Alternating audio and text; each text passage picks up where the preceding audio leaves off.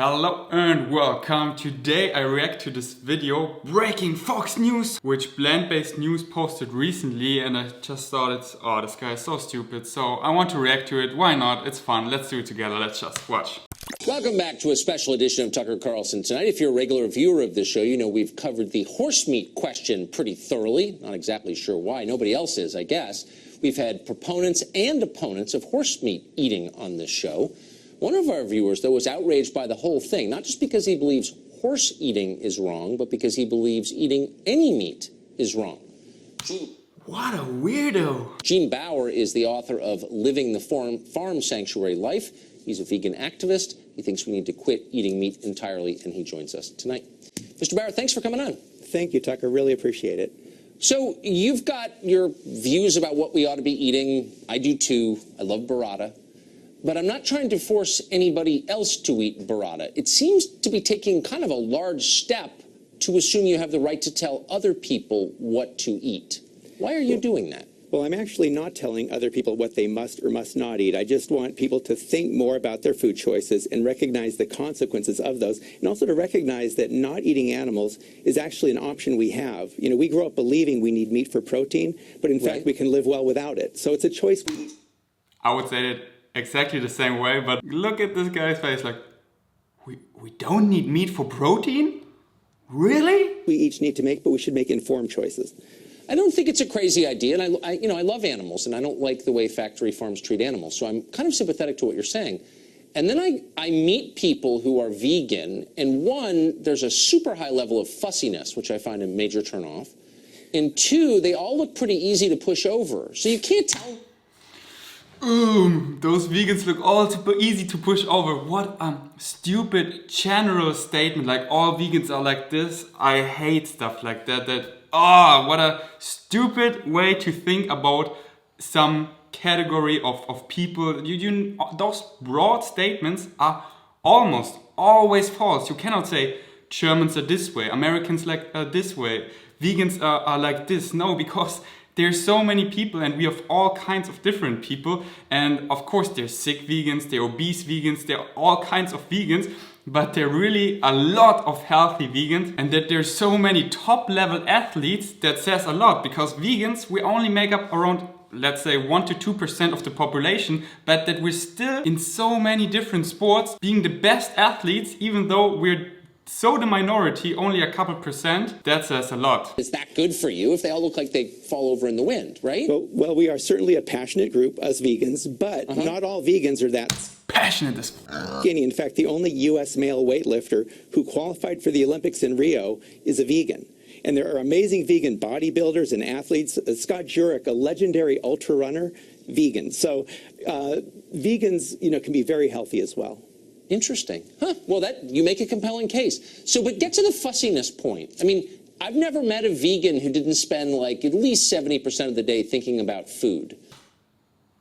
Okay, then you don't have met a lot of vegans and only met a lot of vegans that are new to this lifestyle. And of course, if you're new to the lifestyle, you're changing a big habit of yours, what you eat for breakfast, lunch and dinner. And of course, because veganism, it's what we eat for breakfast, lunch and dinner. It's regarding food. It's our food choices. Do we eat animal products or plant-based products? And of course, we think a lot about food because we're adopting a new habit. And of course, in the first years, you're thinking and talking a lot about that. And when veganism comes up the most is during food, during dinner, because that's what veganism is.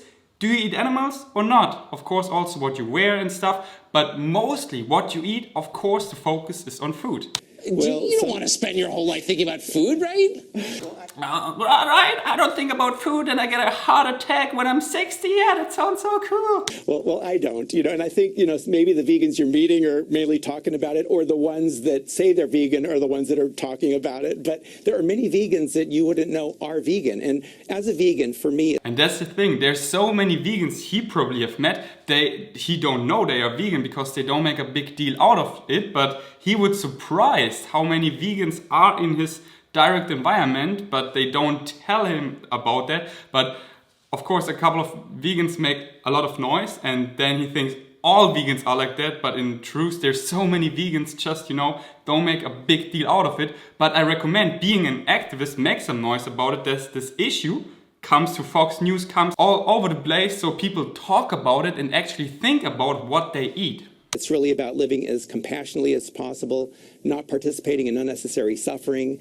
And if we can live well without causing harm to other animals, why wouldn't we? So well, I agree. You know what? I agree with you. I'm just going to say it. I agree with you completely there. But there's always a but. What is this but now? But since most people are not going to stop eating meat, and meat is delicious. Oh, it's delicious. Oh, that's a really good argument. Wow. Why not make an effort to push the companies that are causing undue suffering, unnecessary suffering among animals, really mistreating them actually, to clean up their act a little bit? Instead of giving up meat entirely, why not push these big factory farms to knock it off? Yes, well, I think that's important as well. And we do support campaigns to limit the suffering on factory farms. And so we've been involved in legislative efforts to give animals more space, for example, so they're not confined so tightly they can't even turn around. So we do that as well as work to encourage people to recognize we can live well eating plants instead of animals. But you say, and that's the other question I have, that I actually don't understand it. So I love cheese. I like meat too, but I really love cheese. I'm not giving up burrata, period. Period? What a dumb statement that is. Just say, I don't give it up, period. That is so close-minded. I'm always open. I don't say I will never eat meat again, because maybe in the future we have cultured meat, which doesn't come from animals, and I will try it once because it's cruelty-free. So then I maybe have meat again. So I never say, I will never, period. That's just a super close-minded statement, and you never let the possibility in of change. Better, period. Oh, he said it twice. Why is that harming animals to eat dairy? How old is this guy? I would assume he is like 50 or 45 years old, and he doesn't know that dairy is so cruel, I think even more cruel than eating meat. It's so simple. You just have to look into that issue. Think about, where does milk come from? First of all, the cow needs to get impregnated, which often gets through rape. This big metal penis gets shoved in her, so she gets pregnant. Because in order to give milk, we are mammals, we need to be pregnant, we need to birth a child in order to give milk. And then when the calf comes out, we take the calf away because we humans want to drink the milk. And then what happens to the calf? We slaughter it in a couple of months. The baby calf gets slaughtered, gets separate from the mother. And if you have seen this process, and I've seen it many times, I was at many dairy farms, it is so heartbreaking. The mother cows, they're screaming for their babies, and their babies are locked up, they don't know what's going on, and the babies are killed in a matter of months. And then the mother cows gets exploited for milk their entire life, and every year this process gets repeated. So she births another child, it gets taken away. The mother, she is so traumatized and depressed because all her babies got taken away and got slaughtered, and she gets pumped out from milk. And what happened to her at the end? Not, oh, now you can live a happy life, we used you for so many years. Now she becomes a hamburger, she gets slaughtered. And that's why dairy is even more cruel than meat, because she gets exploited her entire life, and then she ends up in the slaughterhouse. Just imagine doing that to a human mother, taking her baby away, and she's like, what the f? And then you kill the baby, and then the machines come and take all her milk, and then another baby, and she's like, oh, my baby, what the f? You take my baby again? And then pumping milk, giving her so many hormones, and then, oh, you don't produce that much milk anymore, now you can go off to vacation. Oh, finally. I don't understand that. Well, in order for a cow to produce milk, she has to have a baby. And the babies are taken away at Look at this guy's face. It's like a 3-year-old who gets explained that, but it's so sad that he's, I don't know how old. Birth. And in some cases, they're raised to become veal. If it's a male calf born on a dairy farm, they're useless. So they are actually raised to become veal calves. And so dairy cows have it pretty rough. And then when they're no longer profitable on the dairy, they're sent to slaughter and usually killed at about 3 or 4 years old.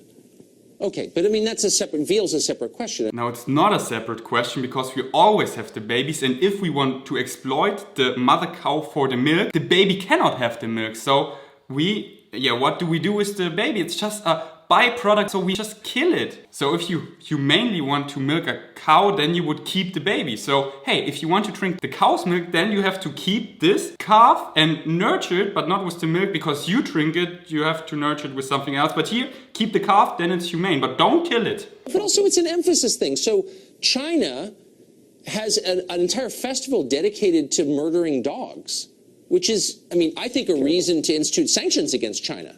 And now he avoids the question that, oh, but those Chinese people, they're killing dogs, and that is so much worse. We need to focus on it first. We have big campaigns against it, and we're trying to stop that, but simultaneously we should also stop factory farms from going on doing their business, which is just as horrible as killing dogs. But he's just avoiding the question. Very least, but no one ever says anything about it because they're hassling. So many people are saying stuff against it, and even it gets much more focus. Killing dogs in China gets much more focus than factory farms, but in factory farms, billions more animals get slaughtered every year. Tyson chicken. Not that you shouldn't hassle Tyson, but let's start with the Chinese, no? Let's start with the Chinese, I keep eating my milk, my cheese, and my bacon, and before the Chinese don't stop, I don't change anything. They are the bad guys. Bomb them again. Bomb them, keep bombing them, bomb them again and again. No, well, I agree that what happens to dogs in China is horrible. But, a Chinese company now owns Smithfield, a huge pork industry company here. So, I think kindness is important across the board, across the world. And in the U.S., we have a lot of work to do, but I agree we also need to be working on other countries and encouraging that humane policies be enacted there, too. So let me just end with this question, because I think it opens up an interesting topic. You're saying that we shouldn't be cruel to animals, and I agree with you completely, and I hope other conservatives would pause and think about it, because I think a lot... And now there's the but, wait for it. We've been trained in some ways to defend Tyson. We shouldn't defend Tyson. But?